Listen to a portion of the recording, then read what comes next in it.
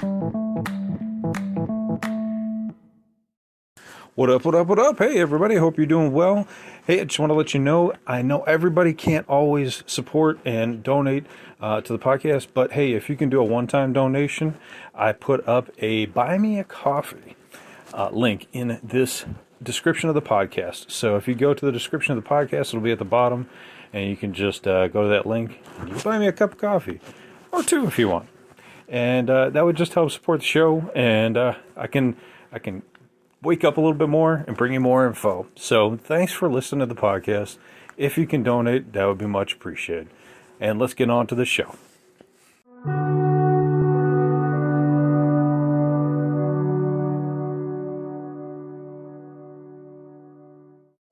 What's up, guys? Welcome back to Lockdown Universe, home of the bizarre, peculiar, and unheard of stories of UFO legend and lore. I'm excited to have you back, as well as to be back. It is good to be back in the captain's chair, trying to give you guys some more information based on what I've located and to present it to you. So, today I'd really like to talk about a very fascinating, very beautiful portion of the night sky known as our moon. What's beautiful about the moon is that it lights up the night. It gives us gravity, according to scientists, to the waves in the ocean, and it gives us all kinds of material to write poems and all kinds of things about. But what is the moon? What do we know about the moon? And what has our government found out? And what have our remote viewers found out? And what alien connection is there to the moon? Well, I'm going to provide that information to you right now. So, what do we really know about the moon? Well, going back to ancient Greek times, there have been many reports that there was a time before the moon. A time before the moon was in the night sky, period.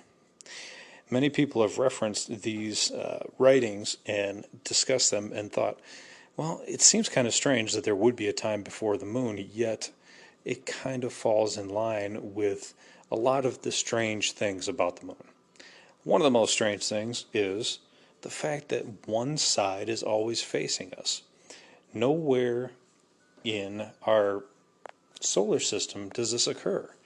There's no moon, of any planet that doesn't rotate, right? It's going to orbit the planet, but it's always going to orbit on its own axis as well, right? It's going to spin. It's going to revolve.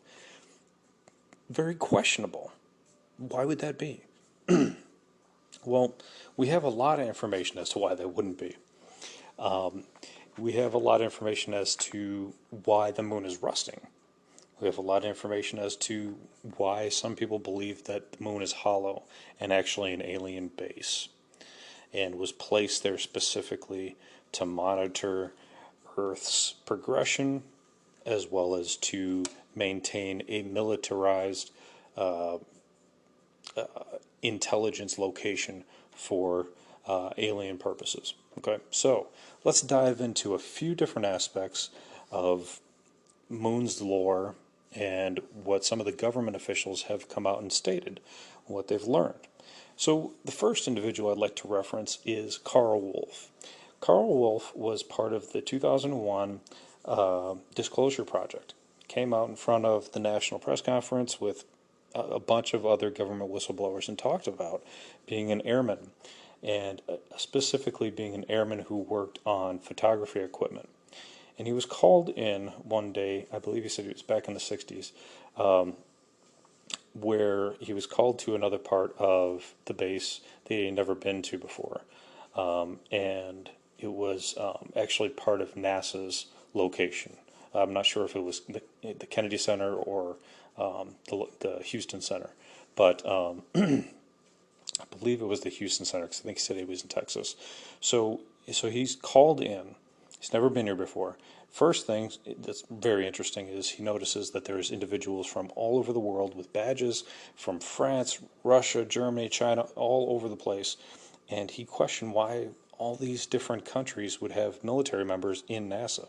Thought that was very strange. He's not the only one that said that. Many other individuals have said the same thing at different bases, some in the Northwest and other areas in the continental United States. So he's called back into a room, a dark room, that's gaining these pictures from a lunar orbiter.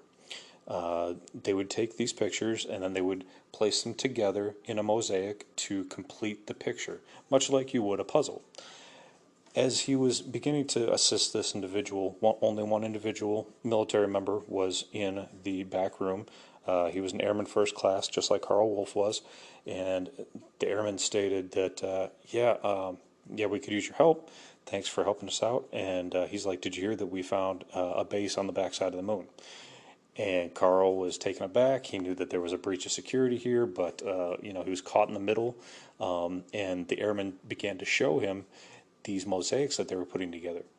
The mosaics showed mushroom-shaped buildings, obelisk-like buildings like the Washington Monument, very tall buildings, as well as other clearly identifiable made structures, not just natural structures, but clearly created structures that resembled bases, resembled specifically designed structures for a purpose. So that's Carl Wolf's story in a nutshell. Very quickly and very shortly, Carl Wolf got in and out of there, fixed the machine, and left. So that was Carl Wolf's engagement. Now, he's one of many individuals that have come out. So let's move on and question the lacrosse experiment, or the L-cross experiment. If you remember, in 2009, the military decided to bomb the moon to find out if there was water. Well, if you Google when NASA found out if there was water on the moon, it states that in 1971 they found out that there was water particles on the moon. In 2009 they bombed the moon to find out, quote unquote, if there was water, which they already knew 30 years earlier. Keep that in the back of your mind. So, moving forward, we have Ingo Swann, one of the most talented remote viewers of the entire Stargate project. Okay, if you look up his statements, they are very, very interesting. So I'm going to turn this sideways so I can give you the correct information. So he talks about in his book, Ingo Swann. If you want to look him up, feel free to look him up. He was hired by the government to remote view the dark side of the moon.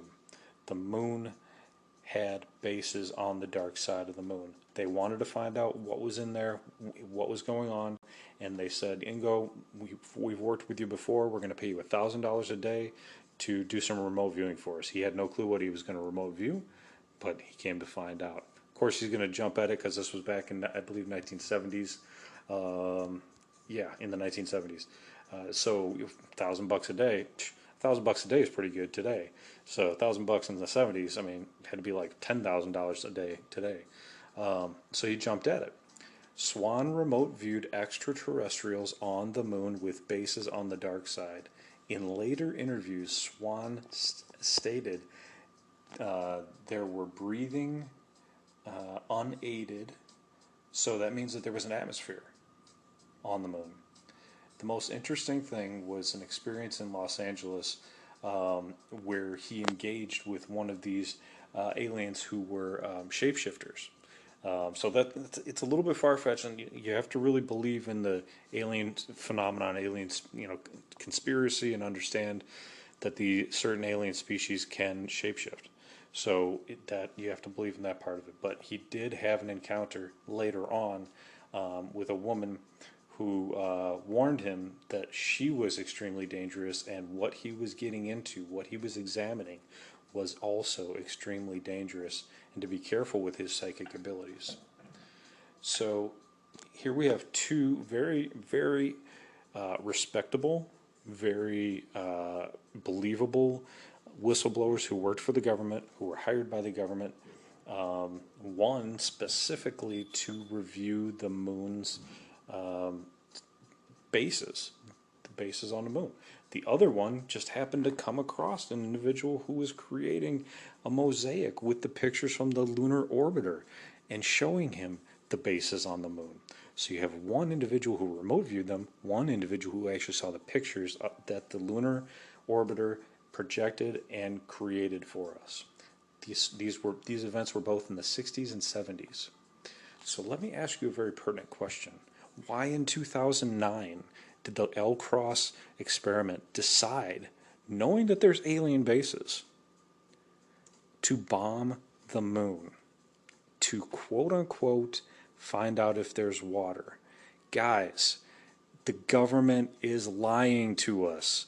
You know this, but this single-handedly tells us the truth.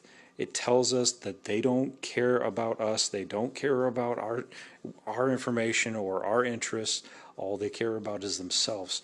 But the real question you have to ask yourself is, if they knew there were bases on the dark side of the moon,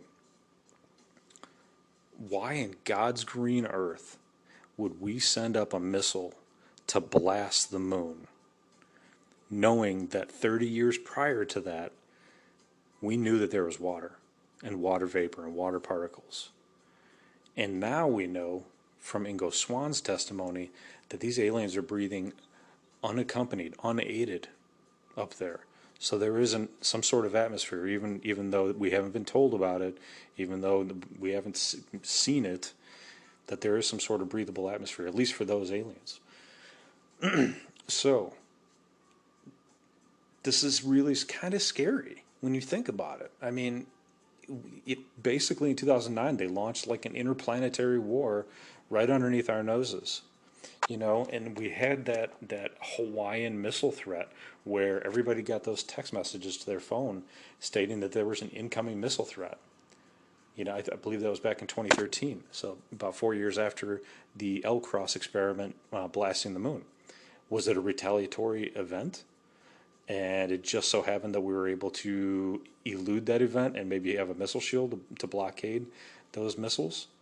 But before we could stop the missile from igniting or triggering the warning system, it got through far enough to trigger that warning system. It's very, very fascinating to me. But Ingo Swann has tons of stories of working with the CIA, working with the DIA, working in the project Stargate, Scan8, doing all of the remote viewing, writing books about the Stargate program, and about the dark shadow paranormal world of espionage. So, let's move a little bit forward into more recent information about the moon.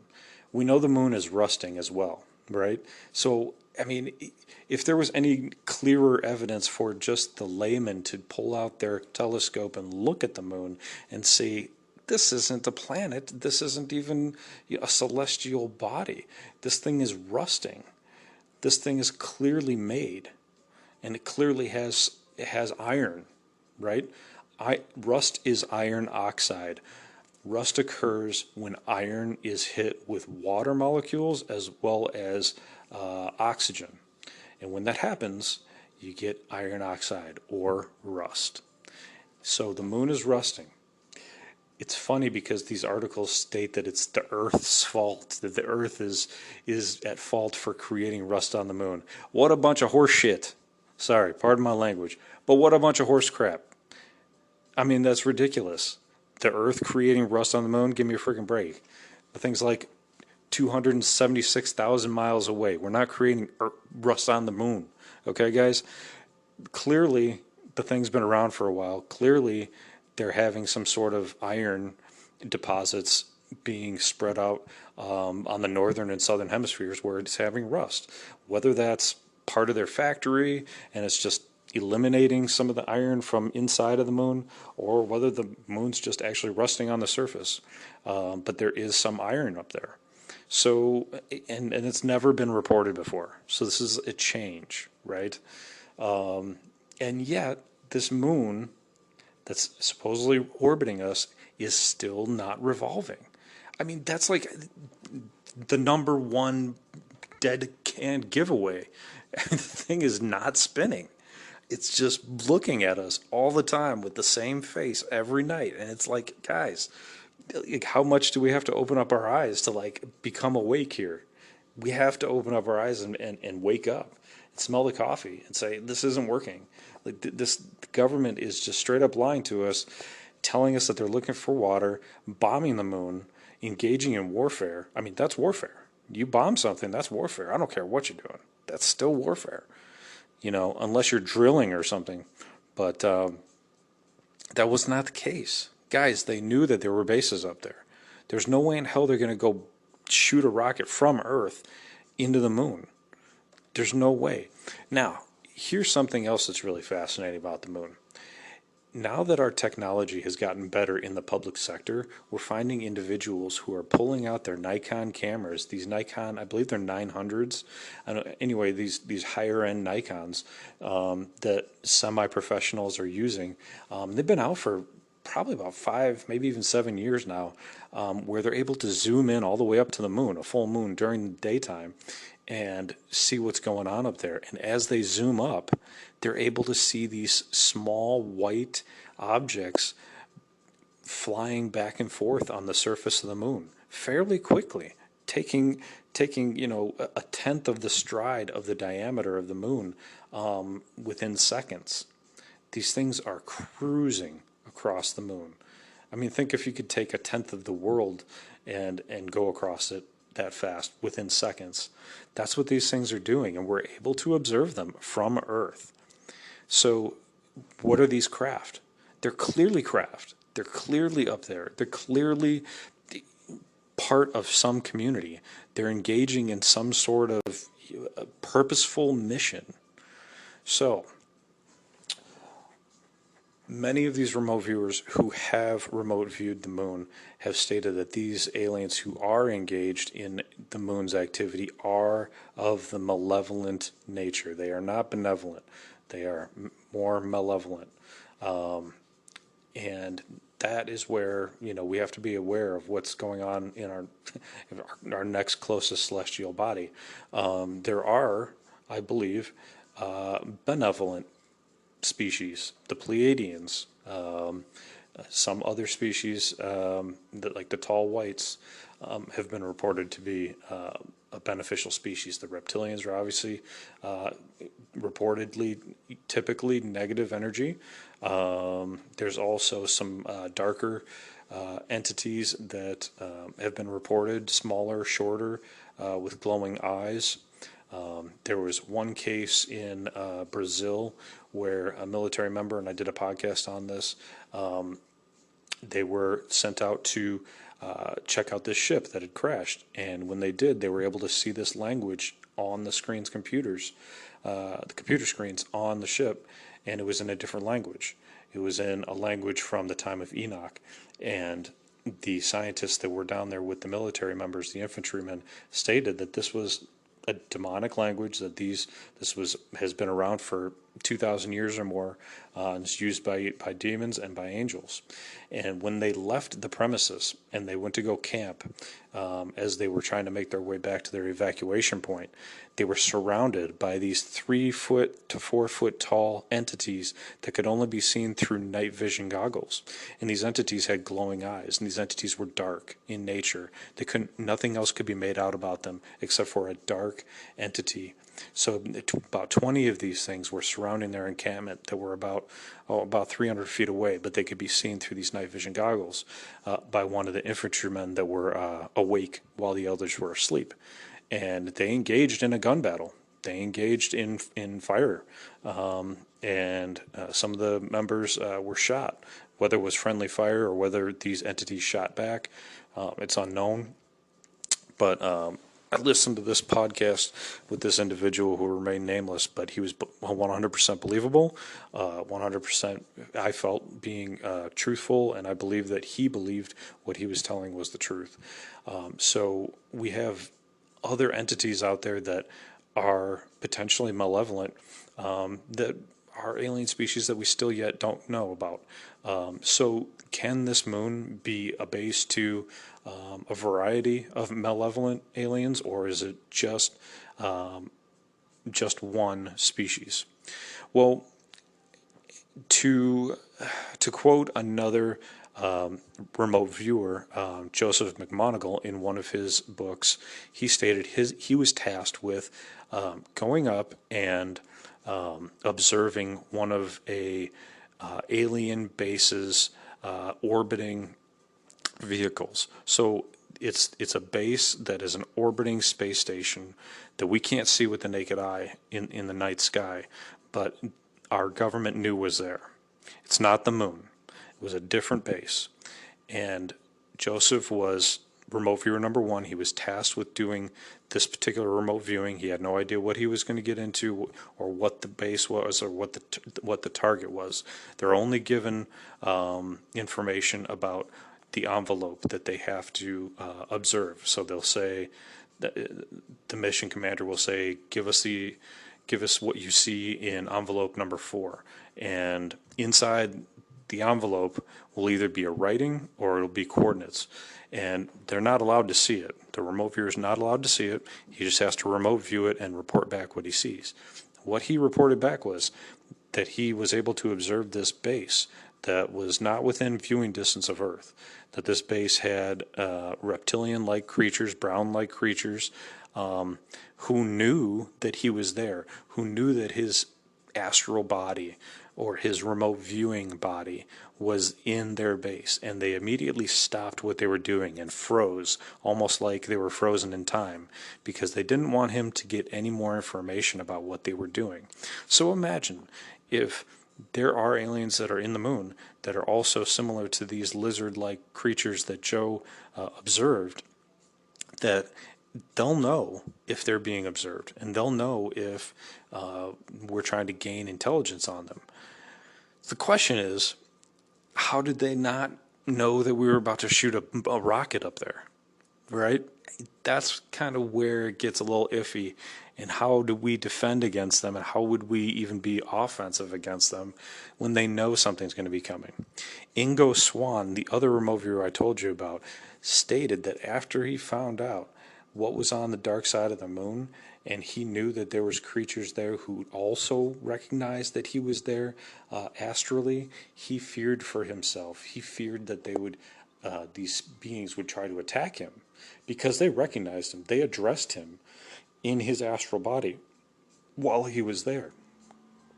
They recognized him psychically, and then he decided to kind of book it out of there to get his astral body out of there, because he didn't want to engage with these clearly higher spiritually evolved creatures. So he took off. But for weeks he was concerned and couldn't sleep, that he was worried about these beings being upset, potentially attacking him psychically or physically, which did not happen, luckily. But he's had many more experiences in the paranormal realm, and had many more experiences where the government has sent him out to locate UFO craft and engage in alien encounters when they landed. So this is all in his books. It's able to be read anytime you'd like to read them. It's fascinating stuff. But the moon, I mean, just kind of getting back to the moon itself, what is it? Well, obviously it's some sort of base. It's beautiful. It's wonderful. I love it. Many things have been written about it. But at the same time, we have to be aware of what's around us. And when we're aware of what's around us, then we can truly kind of say, okay, this is what it is. I accept it for what it is, and I can move on. I'm going to continue to look at the moon in awe and wonder, but I always have it in the back of my head, what is truly up there? And I always ask that question as I lay my head down to sleep. I hope you're doing the same. I hope you continue to question the universe.